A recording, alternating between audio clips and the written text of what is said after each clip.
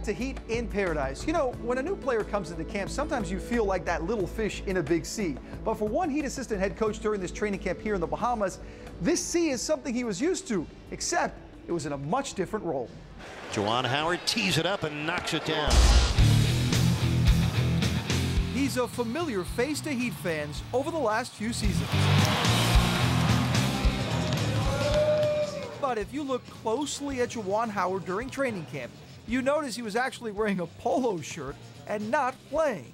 That's because he's now officially an assistant coach on the Miami staff. Coach Howard, how does that sound?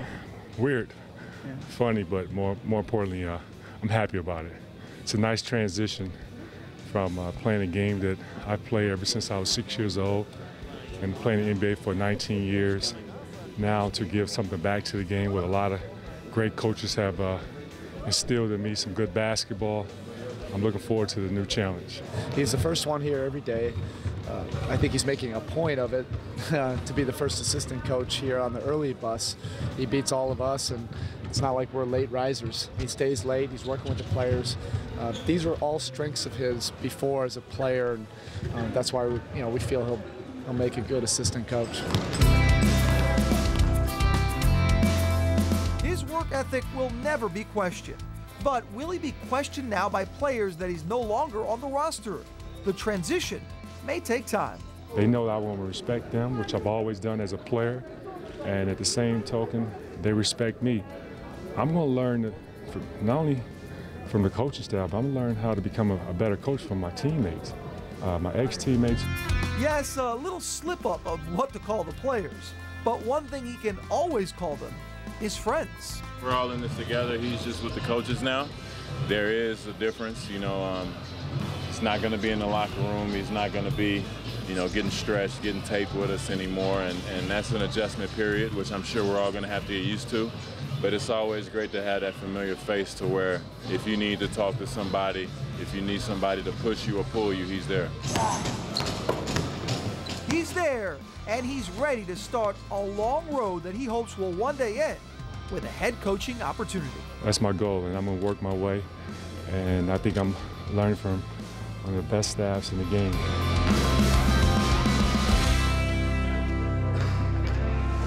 But of course, the coach whose job it was to keep this team focused while here at the Atlantis Resort was head coach Erik Spoelstra. His mission coming in was simple: get this team to work hard. And when I spoke to him at the end of training camp, he told me, mission accomplished.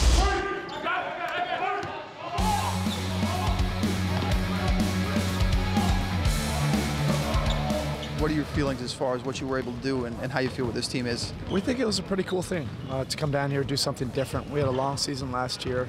We wanted to do it in a different environment, but we wanted to approach it with the right mentality. And it's not a vacation. Our guys understood that. We're going twice a day. And, we were really able to get back to the basics of work and fundamentals and start to build those habits that we know we'll need, hopefully, during that postseason. So our guys enjoyed it. And they kept the main thing, which was working and getting ready for game one. What's the biggest challenge for this team in getting ready for that first game of the season? Well, we have to take strides forward. We can't just try to get back to where we were last year, and there has to be a steady progression, but we're trying to improve. We're trying to reinvent, get better, get to another level. We don't know what our ceiling is, but we know it's going to have to be better. The Eastern Conference is much better than it was last year. Our guys respect that. We're looking forward to that challenge. That's the way it's supposed to be. You come off a title, you anticipate teams will be better and hungrier and more improved. When did you get put at ease when you saw these guys put in that know that these guys obviously aren't here and they're not complacent, they want more than just the title they had last year? Well, when everybody was lined up for the daily double sessions. There's complacency when guys are sitting out. The actions speak louder than words.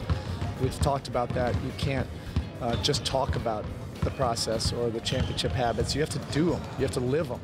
Our guys are living them, and that was key. And even the guys that are coming back from injury found ways to sneak in the drills and sneak in the scrimmages, and we had to monitor them. But everybody was excited. We have highly motivated guys. These aren't guys individually that want to come in here and just rest on their laurels. They understand why this team is put together, and they're motivated by that. So if the Heat do manage to three-peat, we could always say they started right here in paradise. Thanks so much for watching the show and being a part of Heat in Paradise. I'm Will Manso, and you know what? I think it's about time I go enjoy some of that water. So why don't you enjoy the NBA season?